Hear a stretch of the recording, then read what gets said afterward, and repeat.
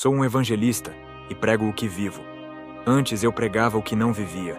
Eu era um cristão rebelde e fazia artes marciais na academia.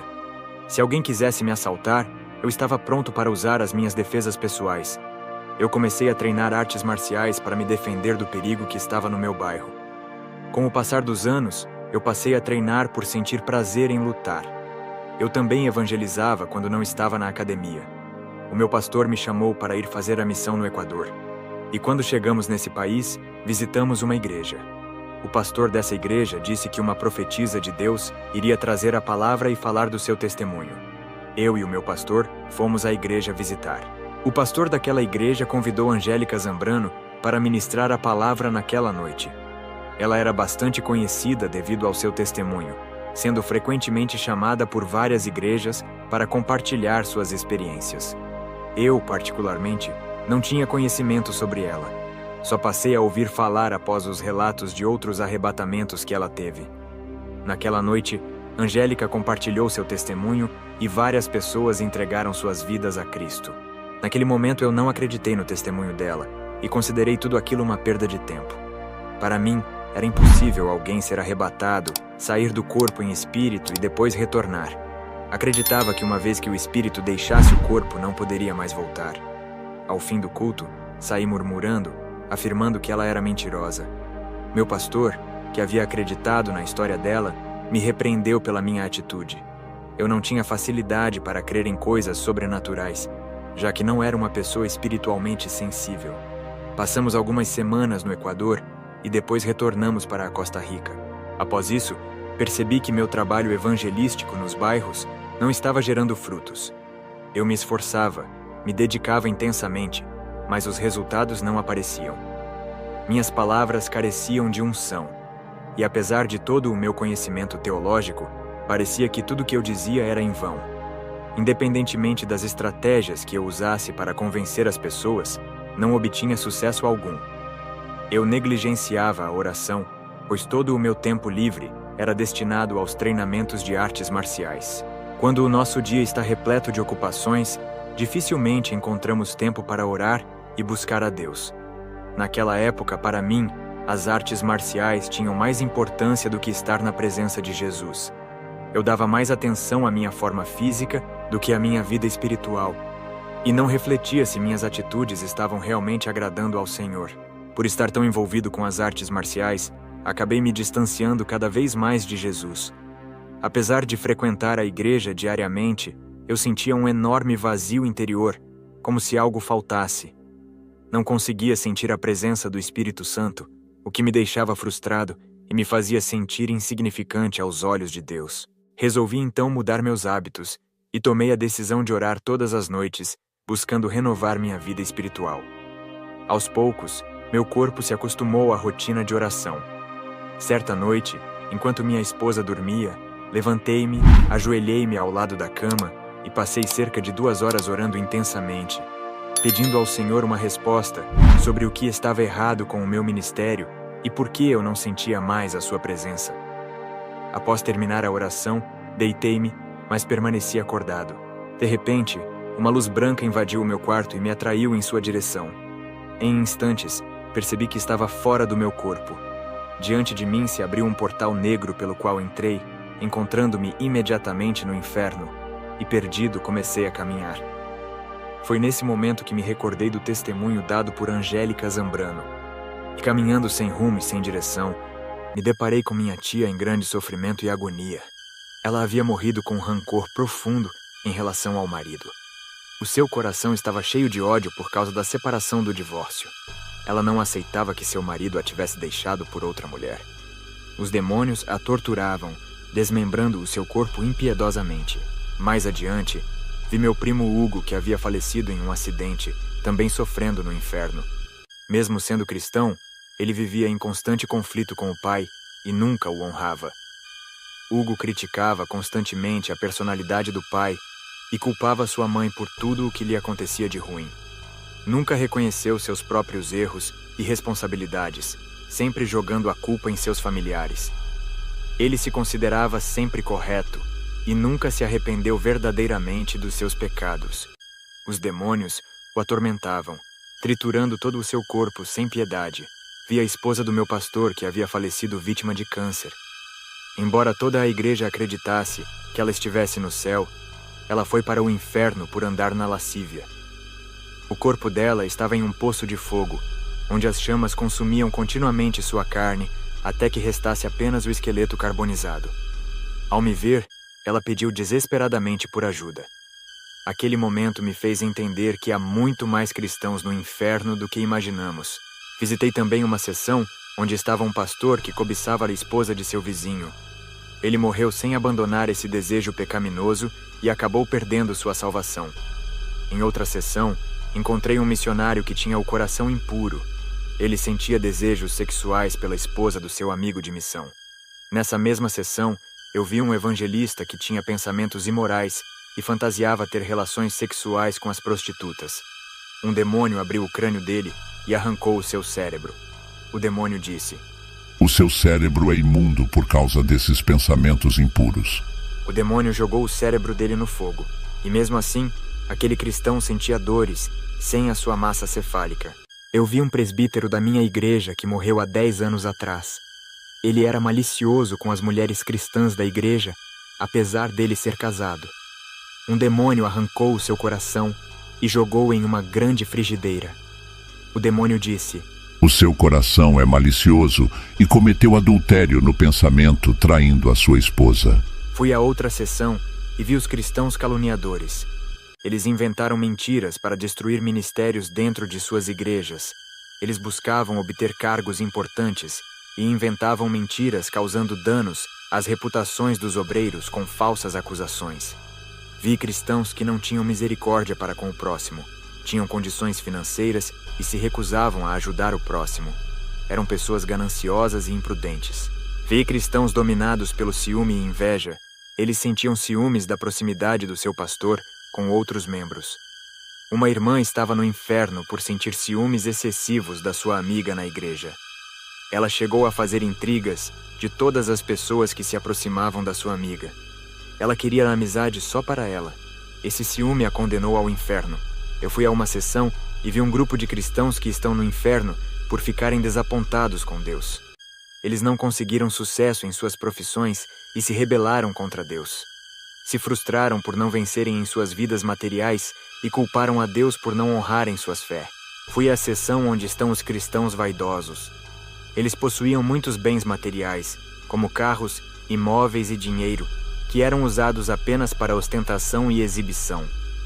A vaidade os levou a buscar destaque e reconhecimento no mundo, esquecendo-se dos valores espirituais. Fui à seção dos cristãos viciados em filmes pornográficos. Para a minha surpresa, eu vi o diácono Edgar, um velho amigo do meu pai. Eu pensava que ele estava salvo. Ele está ali por não conseguir se libertar dos filmes pornográficos. Ele tinha a sua esposa, mas não conseguia satisfazer o seu desejo com ela. Somente sentia prazer quando assistia a esses filmes. A esposa não tinha serventia no ato sexual e sofreu uma traição. O seu esposo traía ela pensando nas atrizes pornográficas. Vi outro cristão que estava ali por assistir frequentemente a filmes pornográficos, tratando sua esposa como prostituta, imitando todas as cenas dos filmes em sua vida conjugal. Observei uma placa que indicava aquele local como Lugar dos Imorais. Fui levado também à seção dos impuros, onde estavam homens e mulheres que praticavam relações sexuais com animais e outros que tinham relações com cadáveres. Essas pessoas enfrentavam terríveis torturas e mutilações. O Senhor Jesus não permitiu que eu fosse a outras sessões no inferno. Só fui às sessões dos cristãos que se perderam. Após visitar o último local, uma luz intensa surgiu e iluminou aquele ambiente sombrio. Essa luz me tirou do inferno e me levou até o céu, onde encontrei um anjo imponente segurando uma espada. O anjo olhou para mim e disse: "Diga à igreja que está enfrentando dificuldades sobre tudo o que lhe foi revelado. Muitos têm murmurado em vez de buscar a Deus em oração e fortalecer a sua aliança com Ele." O anjo disse: "Está na hora de voltar à terra." Uma carruagem de fogo acompanhada por um cavalo apareceu diante de nós, e entramos nela.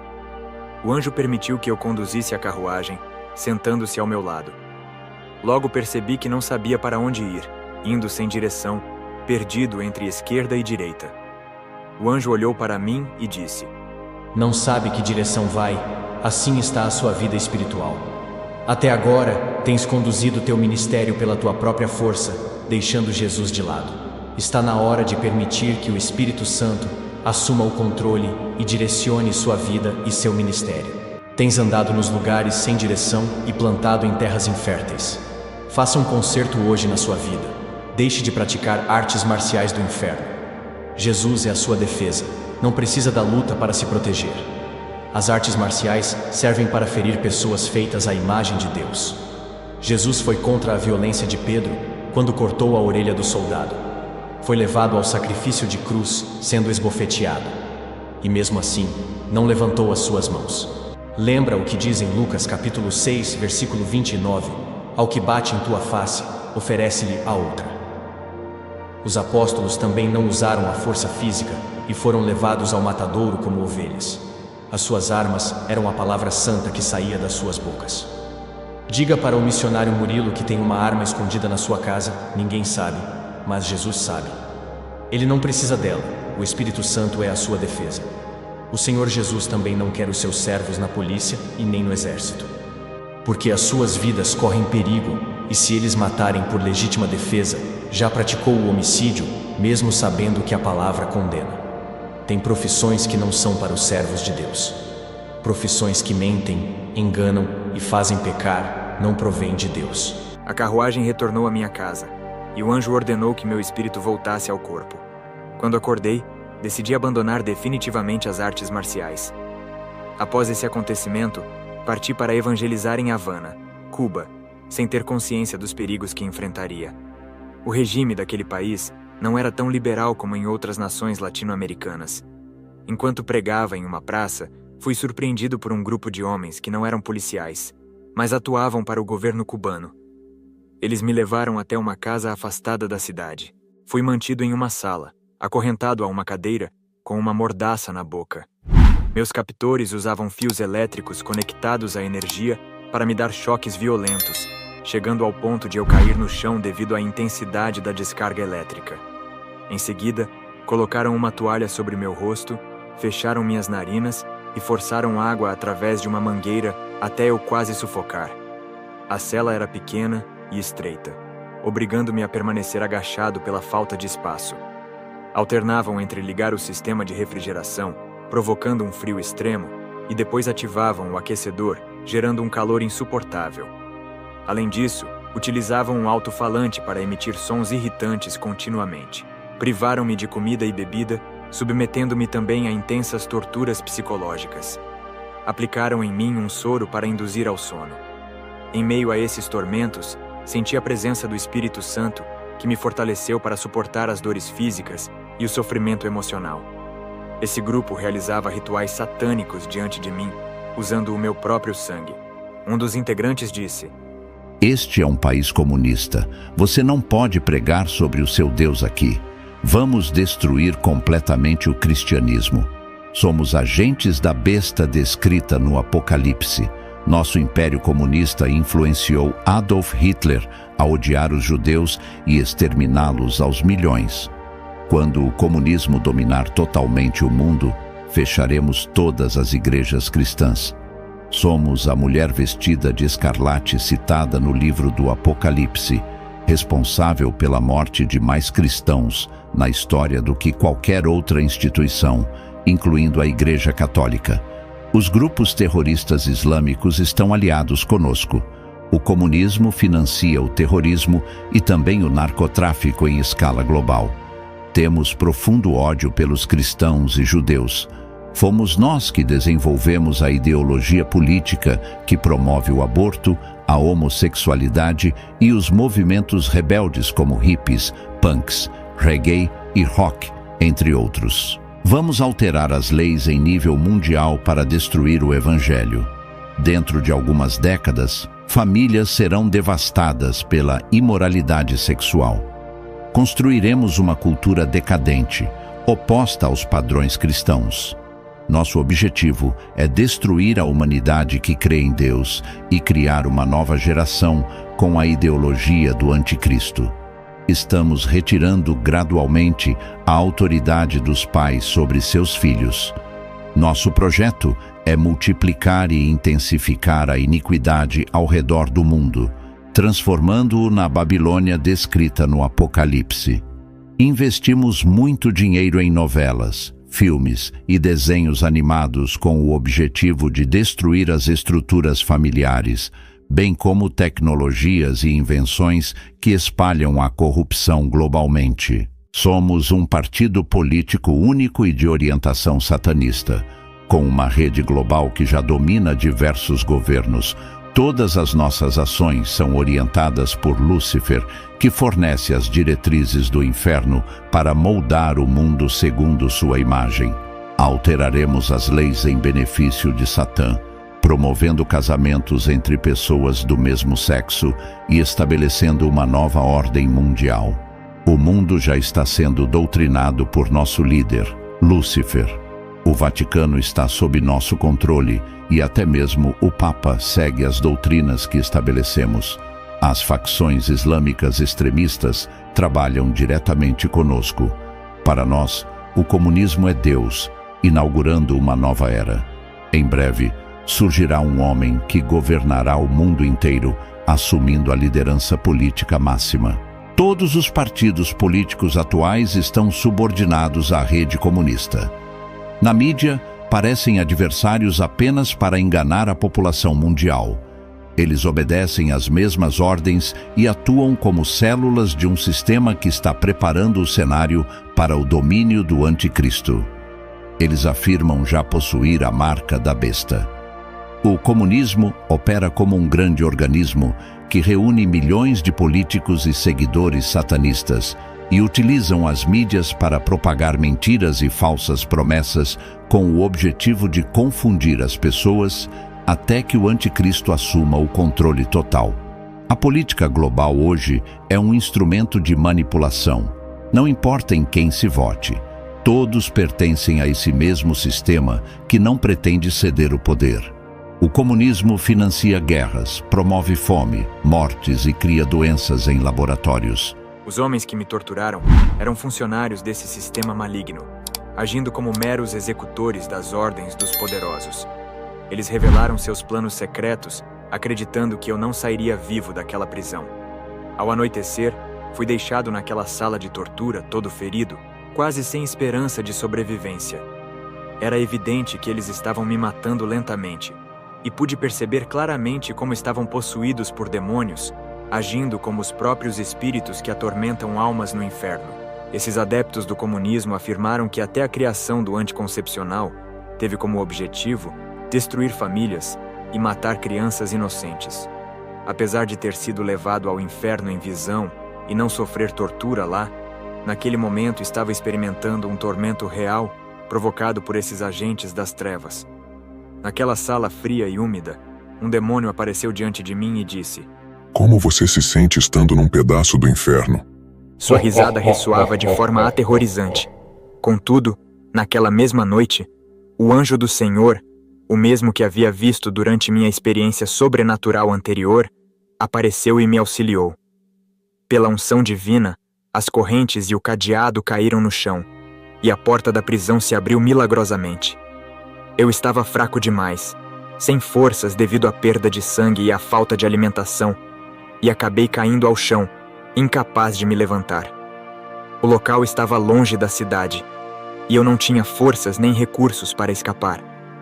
Aqueles homens só haviam preservado minha vida porque planejavam me utilizar como cobaia em experiências genéticas malignas. O anjo me ergueu em seus braços, e nesse momento desmaiei, acordando posteriormente em casa, deitado na minha cama.